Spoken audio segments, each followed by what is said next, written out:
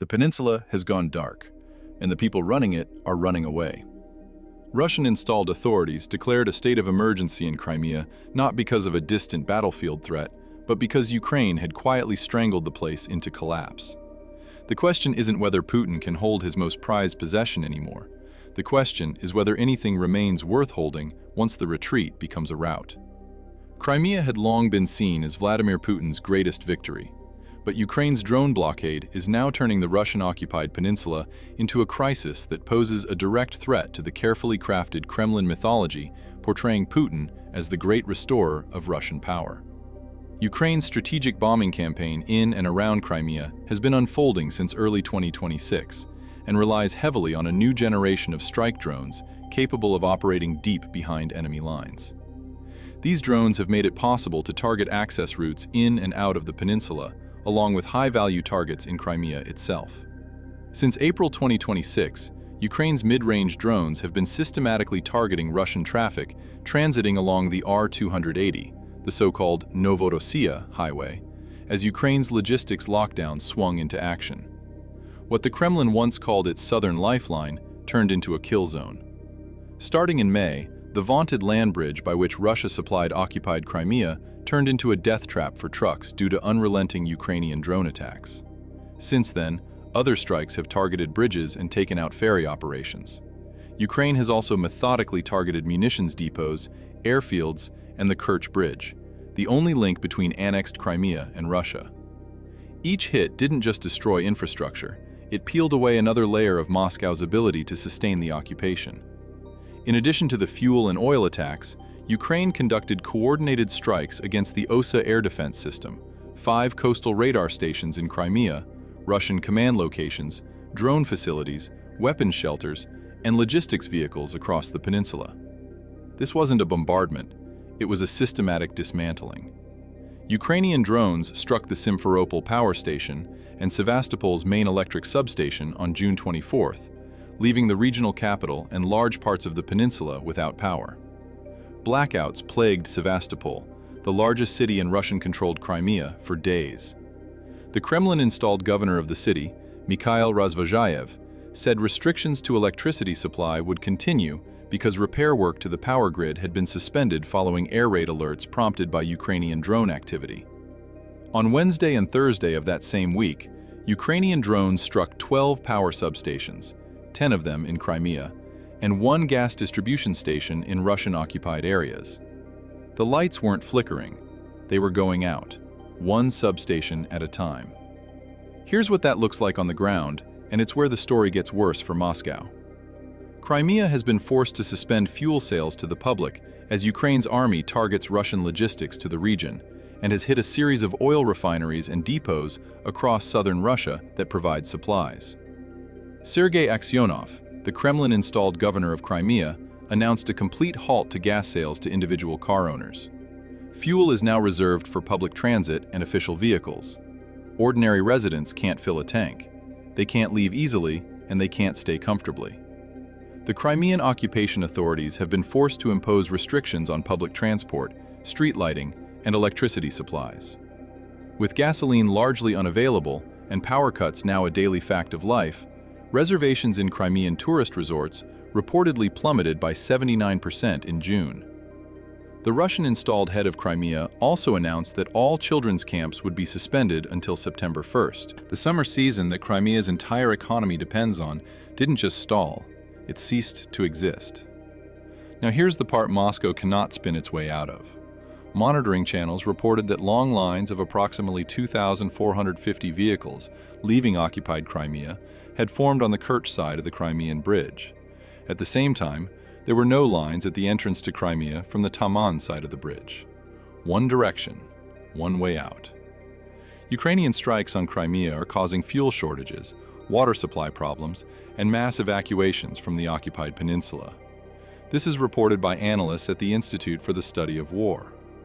The Institute for the Study of War confirmed that occupied Crimea is being left by Russian tourists and residents of the occupied peninsula, Russian military personnel and security service employees associated with the Russian Black Sea Fleet, as well as representatives of the occupation authorities.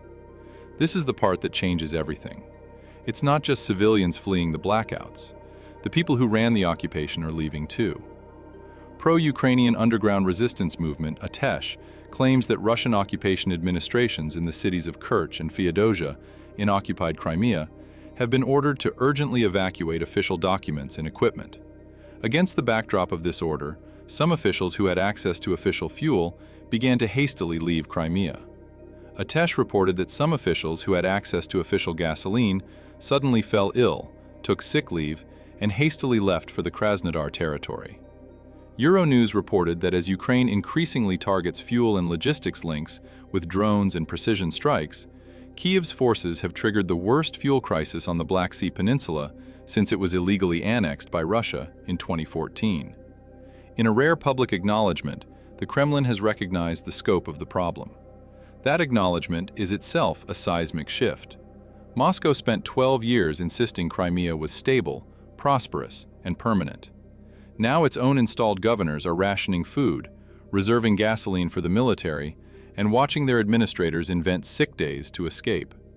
The Atlantic Council found that the current state of emergency in Crimea is a massive personal embarrassment for Putin. Having built up his image as the heroic leader who returned the peninsula to its native harbor, he is now unable to prevent Ukrainian airstrikes or ensure the provision of basic amenities. The military consequences compound the political humiliation.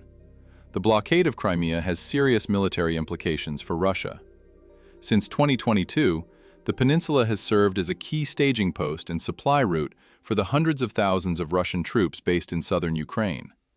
While it's unlikely Kyiv currently has sufficient manpower to launch a land offensive to liberate Crimea, Ukraine's innovative drone tactics could plausibly make the peninsula untenable as a large-scale base for military operations.